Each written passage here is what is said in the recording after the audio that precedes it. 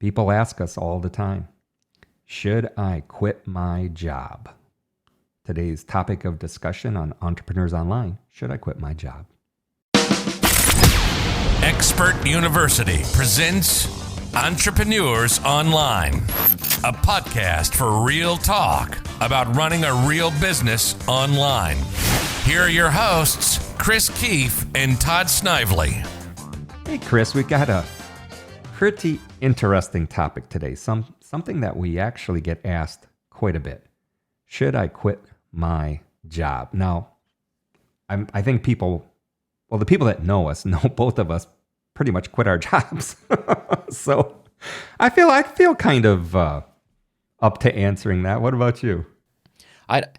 It's hard to say I'm an expert, but having quit my job, actually a pretty dang good job, and people thinking I was out of my mind, and then speaking with, training, talking to, at this point, quite literally thousands of people that are in the process of, have thought about, or have already done the same thing, quitting their job. I think I'm in a pretty good position, and knowing your background, your stories, I think we're in a pretty good spot to at least have a discussion about it, or at least tell our stories. How about that? Yeah, I think telling stories and letting people get their own takeaways is probably a much better way to go, because it's a pretty serious thing.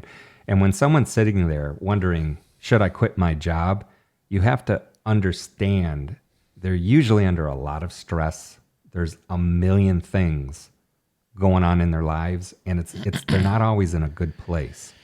So when you give this kind of advice or even talk about a topic like this, I think it's important that we recognize the kind of stress that people are under when they're considering this. It's not like they're swimming in money, laying on the beach, smoking their cigar, drinking expensive bourbon, saying, gosh, I wonder if I should quit my job. That person, I don't think they're thinking like that, right? The kind of people. I think that's easy to do. You're exactly right. And I think it's easy to do. I think it's easy to say. And if you're some smarmy internet marketer, or if you're somebody that's just hawking some product, or even if you're a big influencer, and as much as I respect these guys, someone like a Gary Vee and that kind of thing, I mean, quit your job. College is a scam. And we just talked about college and university, and is it worth it? I think that's fine to say on the surface, but the complexities, to your point, the complexities and layers of that discussion, when I'm asked, should I quit my job, that is filled with a lot of stuff. To your exact point, no one's usually asking that question if things are hunky-dory and awesome. So what, should I leave my spouse? Should I, I mean, when you ask that question, it inherently has baked into it a lot of layers. So the storytelling is important, and I'll let you go first, but the storytelling is important because I think sharing backgrounds of where we came from, what we did, what the reasons were, matter. Particularly now, given, again, we're at the time of this recording, it's pandemic time. I mean, that's a big question. So part of the discussion last time in universities was online versus quote unquote brick and mortar. I mean, there's a fundamental shift in how we work nowadays and how we earn money nowadays with automation and these kind of things. So it becomes a real philosophical question too, along with that. So it is a big question. It's a big topic, fun one to talk about. You kick it off. I mean, your stories are fantastic about the job or jobs you've had and quit to move into other businesses, and then I'll share my story later on. But have at it. Yours is a pretty compelling story. Well, and just to be clear, when people are usually asking us, should I quit my job? The other side of that coin is to start my own business, right? Right. It's usually not, should I quit my job and get another job? Because that's kind of a zero to me. That's really not where we live, point. Right? The other side of the coin is, should I quit my job and start my own business? Because when you're starting to think about starting your own business, becoming an entrepreneur, you're gonna face resistance from places that you may have never considered. It could be your spouse, it could be your children, your adult children, your friends, relatives. You're just never gonna know. And chances are it's going to happen because none of these people run their own business. They have a job, right? So my first business, I might talk about this on another podcast. My first business went really well. And I actually got to the point where I had to decide whether to take out a rather large at that time, back in 1983, a line of credit to continue financing the growth of the business, or I had an opportunity to sell it. Now, when I'd come out of the Air Force, my whole goal was to become a pilot, right? And so when I started that first business, I was hoping to make enough money to be able to finish all of my pilot certificates, my pilot's ratings, to be able to get that commercial license and start flying for a living. I thought that's what I wanted to do. It was a big impetus for even going into the Air Force.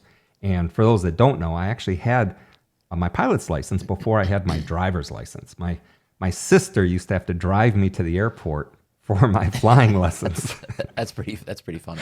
And I soloed on my 16th birthday, and I was able to fly an airplane all by myself, and it wasn't another 3 or 4 months before I actually got my driver's license. But so I thought I wanted to be a pilot for the longest time, and through different circumstances, I ended up joining the Air Force, going to the Air Force Academy, losing my vision to the extent to where they wouldn't let me fly anymore. So I'd served all my commitment. I got out of the Air Force, and it was like, now what? Now what, right? And so I spent a little time doing, just fun little things like bartending and whatnot. But eventually I decided to start another business, and it was a real estate investment business. And that's actually a pretty long story. But the bottom line is I made enough money to be able to finish my pilot training, and I got a really good job flying. I tell people I actually have had a couple of real jobs, but this was really my only, other than the Air Force, this was my only real job, because I held it for a couple of years, actually. Went from being a flight instructor to a charter pilot, flying people around on demand, to becoming a freight pilot. And I was actually flying under contract for the post office and UPS. And if you ever want to hear some scary flying stories, just sit down with me at a bar and we'll go all night. You've convinced me never to go in a small plane, actually, because of I think air travel is very safe. Yeah. over a certain size plane. But you've taught me that. Anyway, so those are great bar conversations, and we'll probably do some other podcasts. But man, yeah, that was. Oh, I just had a few moments of sheer terror shoot through my brain just thinking about this again. Oh, dude. But we got to the point where, I just wasn't loving the flying job anymore. It was a perfect example of where they take something I love, flying, and they just beat the snot out of it. They make it so you don't even enjoy the flying part of the job anymore. Forget all of the nonsense parts, the paperwork, the rules, the bad weather, bad equipment, bad people. The flying wasn't even fun anymore. And so I'd made the decision that I was going to start another business. And we can talk about that one later also. But here's what I wanted to bring up is I had made the decision. We were having a little bit of a party at the house to celebrate this decision and the launch of this new business. And one of my brother-in-laws walks up to me, clearly drunk, starting to do, the finger poking in the chest kind of a maneuver. Oh no. What's wrong with you?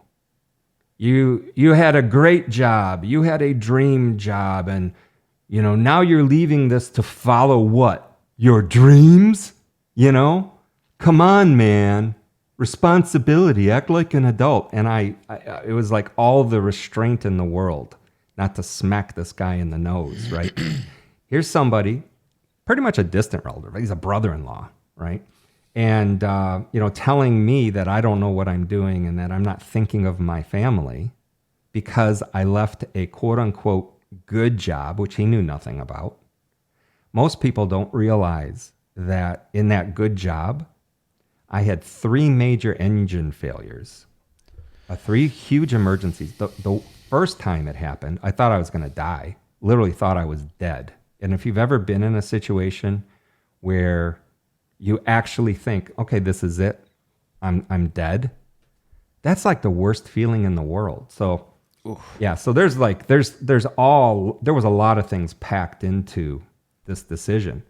Another one was my brother had just died. And so I'm starting to think, okay, I almost died in this plane crash. My brother just passed away, a very young age, from illness. And I'm thinking, if not now, when? Right? If, I think at the top of my flying career, I made $28,000 a year. The last year, I was gone every other weekend because of the way my route was, and every other night. So every other night, every other weekend, gone from home, all alone, on my own, in some city that I was overnighting in. And then there were the engine failures. There were the tornadoes I had to fly in between. There was the thunderstorms. It was all at night. It was all single pilot. And I woke up one day and said, this isn't worth it. This is not worth it. I'm not creating security for my family. I'm definitely not creating security for myself. I'm in physical danger in this job, a little more than I was comfortable with. And with the death of my brother, I was like, okay, it's time. And I sat my wife down and I said, I don't want to do this anymore. And she says, well, what do you want to do? How are we going to make money? And I told her about this business idea she had. And she says, okay, I'll support you in that. If you want to do that, let's do that. It wasn't until we made the announcement to the other people that all the opposition starts to come in. You're an idiot. You're irresponsible. I'll never forget, even my sister's ex-husband felt it was like his responsibility to reach out to me and tell me I was being stupid for wanting to start my own business. So when I had to think, should I quit my job, right? I was the only one that had all of the information that was important to that decision. And that's why I'm very, very careful when people ask me to understand what their situation is. What's the motivation, right? Do you have a plan? Are you taking an online training program? Do you have some resources? And if it makes sense, I support anybody that wants to quit their job and start an online business.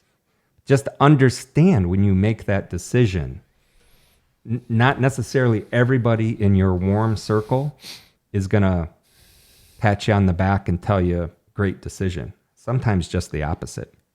But aren't you hitting on that's a fantastic story, and the thinking existential crisis kind of part of my brain jumps in here. Like, why do people feel the need to project so much? I think when we ask that question, should I quit my job? No, you're crazy.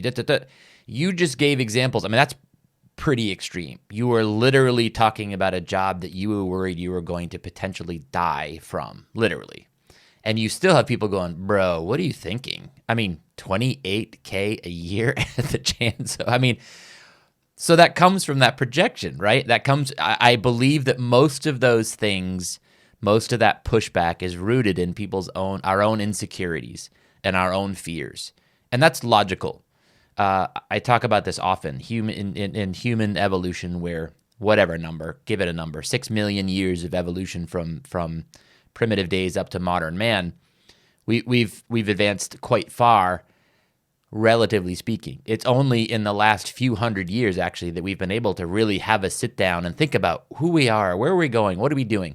Granted, through the years, you've had people staring up at the stars and space and theology and religion and this kind of stuff, but we're really at a point now where we're asking these more hard questions of I'm less worried about surviving and finding food and that kind of stuff. That's really massive waves of infant mortality and all of these things virtually gone away. Safest, best time to be alive. So a lot of these questions do come up. What am I gonna do with my time? What do I want to do with myself? What's my purpose? What's my higher calling? So the job, what we do with our time, the purpose beyond just sitting around and doing basic human survival things, that's a big question. So that question of should I quit my job, as I said at the beginning, is related to usually questions of where do I want to go? What do I want to do? People internally asking that. So you said it really well. That's baked into that question is a lot of things. Yours is you didn't want to be dead by falling out of the sky in a plane. That's a pretty good reason to want to change careers.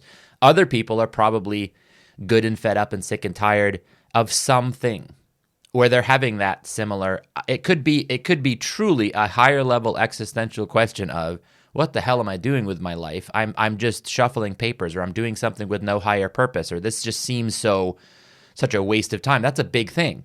The other part is I just want to make a lot more money, and it looks like I can make more money by running my own company. And Chris, it doesn't have to be huge. Yeah, I mean, on top of the not wanting to die thing, it was the money thing. But and here's how I thought about it: is I started to read books, and it became very clear to me. One of the examples somebody gave was, even if you're a brain surgeon and you make a lot of money per brain surgery, you can still only do so many brain surgeries in a given day, a week, month, a year. And therefore, your income is limited. This whole concept of the limitation of my income, it wouldn't leave my thoughts. It was like, that makes so much sense. And then at that point, you jump from, okay, if I don't want to trade hours for dollars, which even as a pilot you do, right? Trading hours for dollars. If I don't want to do that, what's the alternative? And the alternative was having your own business, but not just any business, right? Because you can find yourself in the exact same boat if you're selling ice cream cones. You're going to be on the street with your little cart, and you can only sell so many ice cream cones in a given day. And some days are going to roll around, you're not going to sell any.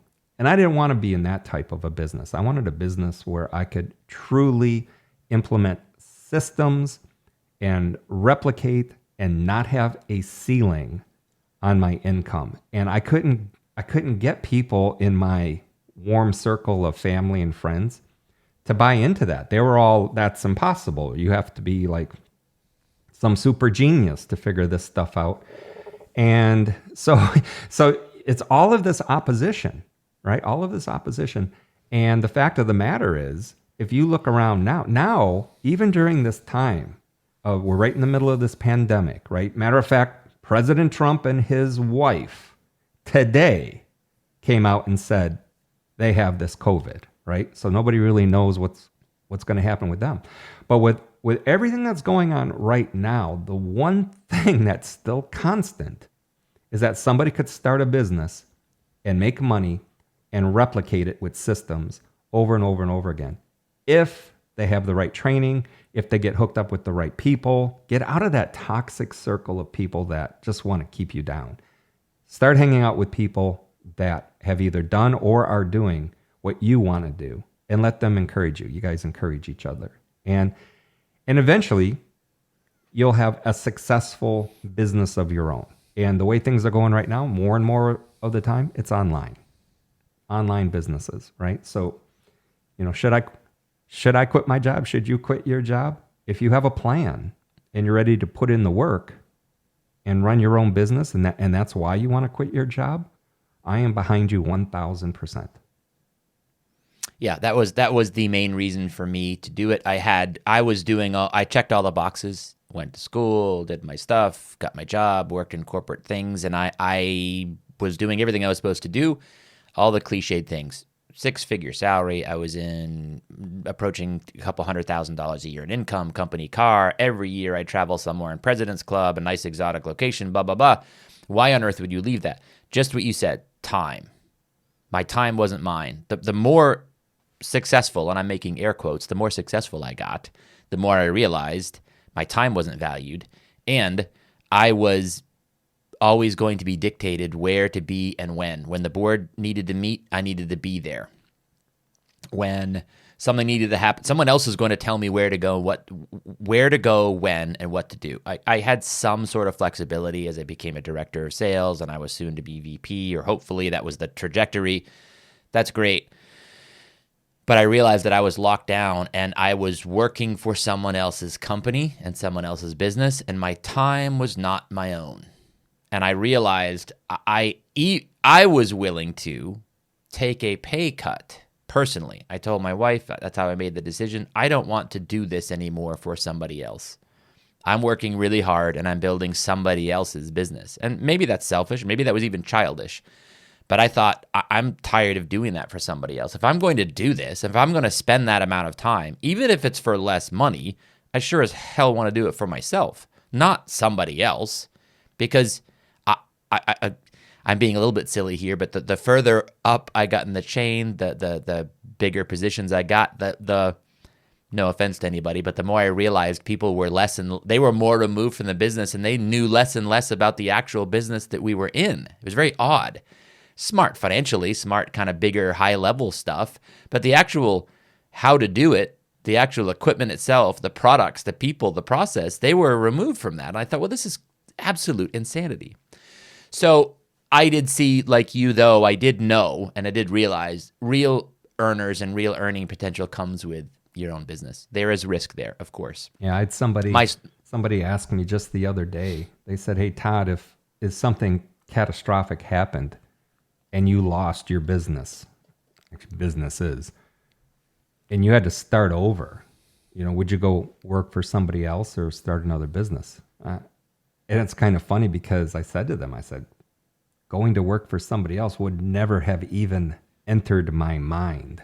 It's just, it'd be too easy to start over online and have my own business. Why would I want to go work for somebody else? As a matter of fact, since, it's been like when I got done flying for those guys, it was 1988, early 1988. And so I haven't really worked for anybody since then. And I don't think I'm employable anymore because... Yeah, that's good and bad news, right? At this point, I mean, you've got a small gap in your resume here, Mr. Snively. I noticed you haven't worked for anybody since 1988. I don't think I'd know how to work for somebody. I mean, along those lines, it'd be too hard to want to fix. As a good employee, you want to fix everything that's wrong with the business. Well, if you know what's wrong with the business and how to fix everything, you shouldn't be working for somebody else. You should definitely be doing your own thing, for sure. So, and I think a question. For those going, man, this is touchy feely. What about some real hard? How do you make that decision? And so when I'm approached now, and when I was making the decision, should I quit my job? I was a little bit more risk averse than you were, and I started entrepreneurship and the idea of working for myself late. I was 40 years old. That's relatively late for most people. I was more risk averse, so I said, all right, how do I do this while I'm working at my job? Never before has it been easier to do that than right now. And I realized, wait a minute, I actually can do this. Yes, it's going to be a lot of work and it's going to be really flipping hard. But I also proved that to myself, knowing if I can do it in my spare time, if I can get a business to over $1 million in revenue, it was just my mental threshold for whatever that was. It just made all the numbers checked out. If I can make that a point of reaching while I'm employed somewhere, well, of course I'm going to have some level of success if I can dedicate my entire time to it. So I checked the box in my head and said, well, if I can achieve both at the same time, then I'm going to be happier. So I didn't have to do that. Well, I'm going to throw caution to the wind and I'm just going to sell it. I'm going to yard sale everything and I'm just going to live like a pauper to get this thing off the ground. Some people can do that. Some people are fine doing that. I wanted to do both. And I wanted to prove myself. Can I do both? And I did both. I could have potentially. I mean, I had that question in my head. I'm like, well, geez, if I'm sitting here chugging along with a nice business that's making a full-time second income, I thought that's dumb. I'm going to see this entrepreneurship thing, and I'm gonna go the distance, and I did. So, if you're a bit risk averse and you're asking the question, hey, should I quit my job? It's not necessarily binary. Should I throw all caution to the wind? You can do both. I absolutely believe that between outsourcing and the part-time things you can do and learning when you want, the stuff that we teach people in our programs, many different avenues you can go. Yeah, I think you can. Should you quit your job? I can't tell you how to do that, but I can tell you can dabble in entrepreneurship and you can start an entire company and get it running while you work at your job if you're thinking that way. So nowadays, I advise people, should you? Yes. Or if nothing else, you should have an or multiple streams of income for sure. Just to be clear, because that's a really good point, is I've never been one necessary to throw caution to the wind. Matter of fact, we were living in Omaha, Nebraska at the time that all of this was going on in 1988. And when I sat the wife down and said, I don't want to do this anymore, it was... I want to go into this different type of a business. Her first question is, how are we going to pay our bills? Well, I had actually interviewed for let me back up. She basically said, I support you in this, but why don't we move back to Michigan where her family was? So if things don't work out, we can at least live in my parents' basement, which was not an appealing thought to me, but it was logical. It's like, yeah, let's get around the support group if things blow up. Safety net. Safety Sure. net. So I had actually interviewed for and was hired to fly DC-7s out of Ypsilanti, Michigan, another freight job. And the idea was I would work that job, a different job, different equipment, different company, while I was setting up my own business, my next business. Well, what happened was she quit her job in Omaha. I quit my job flying for that company, put everything in the U-Haul, drove to Michigan. We actually did spend the first few nights there in her parents' basement because we didn't have a lot of money, right? So it was nice they'd let us stay there so we didn't have to pay for a hotel while we were looking for a place to live.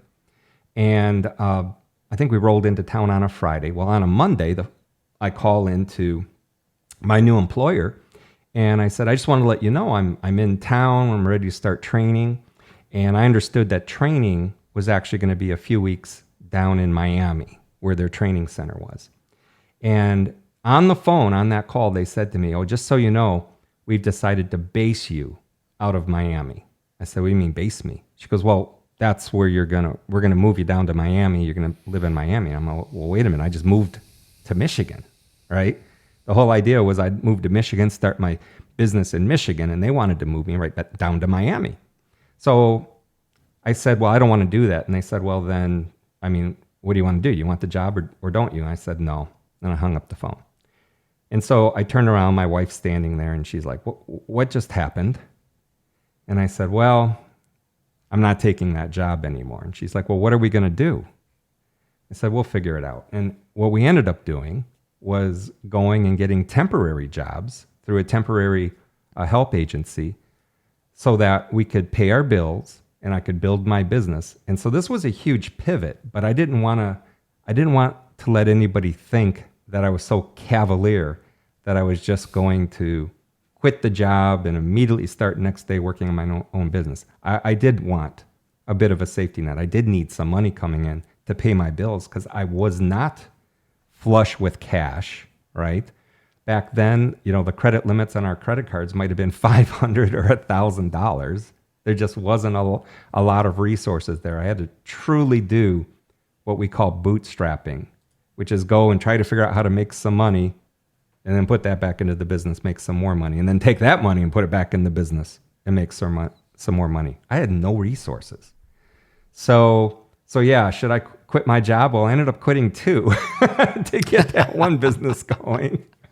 And then eventually the third one, the temporary work. It was kind of funny, but I could. Yeah, it's a great topic. Great conversation. And I think that's, it nowadays it's more, it's becoming more and more important. It's becoming more and more critical. I think we are moving into another phase of, what's it all for? Where am I going? What am I supposed to do with my life? And I think that's a good question. It's big, it's philosophical. But I think nowadays, I don't think it's as binary as should I quit my job or else. I think you can do both. And it's harder. And yes, it's frustrating. And we'll talk about that later, how to prepare yourself for it and what you should be doing.